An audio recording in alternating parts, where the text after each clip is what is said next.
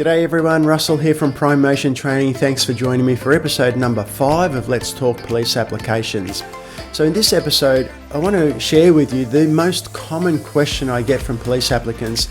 And over the last 17 years, working with more than 6,000 police applicants, there's been a lot of questions about a lot of things. So let's look at the most common question I've had, and it may be helpful for you if you find yourself in a situation where you might ask the same question. Let's get into it. Okay, so let's dive straight into it. The most common question I get from police applicants is, will this affect my application?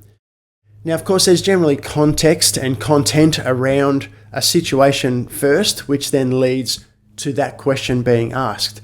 Now, that situation may be that the applicant has some sort of traffic-related history. Maybe they've had some speeding fines or they've lost their license at some point in time. And they explain the situation and then ask that question whether it's likely to affect the application. Now, the first thing is that everything affects your application, but of course, we want to know to what extent is it likely to have an impact. It may be that there's some criminal history involved, and the question is, will that affect my application? Yes, of course it will, but timing also becomes relevant. If something has happened, whether it's traffic related or criminal related, 15 years ago, it's less likely to have a negative impact than if it happened 15 months ago. So timing is important to be able to answer that question as well. The other thing could be medication. Maybe an applicant is taking some sort of medication or has done in the past, and they're worried about that impacting their chances of success, and that's understandable, but we'll get to the answer to all of these points shortly. Previous injuries, they're another concern for applicants. Maybe you've had an injury that required some sort of surgery, and you're concerned that that might have a negative effect on your application. Another big one is mental health. Maybe you've had some counselling at some point in time, and that's been categorised as mental health, and you're worried that the mental health issue might affect your application. Well, all of these things will have an effect, but again, it's to what extent is it likely to be a negative effect or impact. What you can do if any of these situations actually affect you is to submit what's generally called a voluntary disclosure form. Now, a voluntary disclosure form, you'll often see it as just VDF, so voluntary disclosure form, can have several names depending on the state and territory that you might be applying for. But generally what they are is an opportunity for applicants to complete a form with that content and context, and of course the question, and submit that to the recruiting people. Now, they won't go into great depth to assess your situation. They will do that when your application is underway and you progress to that particular stage in the process. But what they will do is give you just a surface assessment and an indication about the chances of your situation having a negative effect on your application. Now, if they can see that it will have a huge effect and you're unlikely to be able to succeed, they'll generally say that. They'll let you know, look, based on the information that you've provided, it's unlikely you would be successful with an application. And if they say that, well, it's pretty much game over. Unless you're prepared to go away and get some really extensive information, maybe if it relates to an injury, for example, you might have to go back and get multiple letters and reports and scans and build up your own case to go back to them and present that, hoping to be able to influence their decision. But for the most part, they'll just give you that indication. It won't be a yes or no definitive answer. And what they'll say to you is that it is just an indication and that they won't be able to give you a definitive answer until you actually reach that stage of the assessment or of the application process. And that's fair enough, because they don't want to spend time digging into people's situations when they haven't even applied yet. There'll be plenty of current and active applications that need that same attention. So naturally, they'll get the attention first. Okay, so we've talked about some of the things that are pretty common where applicants might ask whether that's likely to affect their chances of success. There are plenty of other things, though, that will affect your chances of success.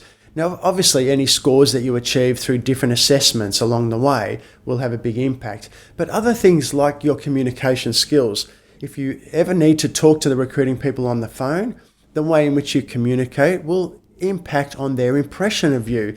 And certainly in terms of responding to emails from the recruiting people, this needs to be done properly. You've got to be very careful about just replying quickly and not taking the time to read over it multiple times, check the spelling, check the grammar, have someone else read it. Hey, does this make sense? And just make sure that every communication you make with the recruiting people is to the highest possible level. Because if it's poorly worded, it doesn't even make sense, the grammar and spelling is terrible, that will certainly affect your application because it will make a poor impression. The other thing is be prompt. If they send you instructions or requests for information or whatever they're requesting, get it back to them promptly. Okay, important that you get things back in a timely fashion. And of course, these things need to be done accurately. If they've asked you to complete a form and you've missed half the form, or the spelling or the punctuation is terrible, or what you've added is out of date or anything like that, it will negatively affect your application. So accuracy is very, very important as well. As is appearance.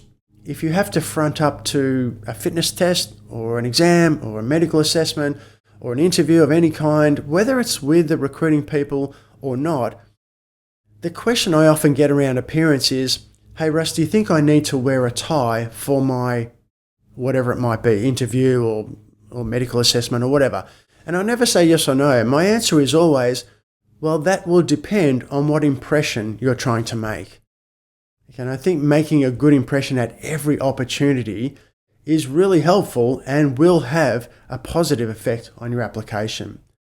Now, here's one that I'm sure you're conscious of. If you're not, you certainly need to be, and that is your social media presence, your online presence. This is generally the true you. And when they compare that to the application that you've submitted and the person that you want them to think you are, if it's not consistent with your social media profile, you could have some problems. So be really, really careful about what you do on social media because it could certainly come back to bite you right square on the backside.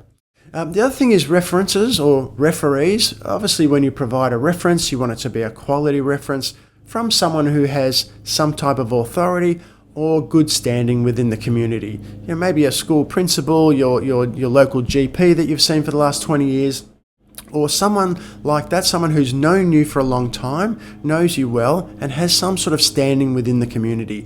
And you should be involved in that reference that they write, rather than just forward it on without even looking at it. You want to this is for your application, so if you feel as though that needs to be rewritten in certain sections, or hey, whoops, there's a bit of a spelling mistake here, then don't be afraid to ask them to adjust it. A reference is important, it carries weight, so we want to do it properly. Look, at the end of the day, these individual things will either be positive or negative, and it ultimately comes down to that seesaw analogy or assessment where we want the positives to outweigh any negatives that may be present through your application. And don't stress if there are some negative aspects. No one's perfect, certainly no police applicant is perfect, so there's likely to be some things that are not overly positive for you, and if that's the case, we need to provide as much information about that negative as we can to make the recruiting people's job a little bit easier to do their assessment. And of course, we want to overload the positives about your application as best we possibly can. So don't stress too much about negatives, but get organized with those and get as many positive elements into your application as possible. Look, at the end of the day, no matter whether it's a medical related issue or an exam score that you've achieved, whatever it is, all of these things will affect your application. Everything you do affects your police application, and the combination of all of these things will produce for you a final applicant score. And that final applicant score is vitally important because it determines your chances of success. Alright guys, well, as usual, I hope that was helpful for you. If you do have any questions about today's chat, feel free to reach out. Otherwise, I look forward to chatting to you again in the next episode. In the meantime, take care and keep your foot on the gas.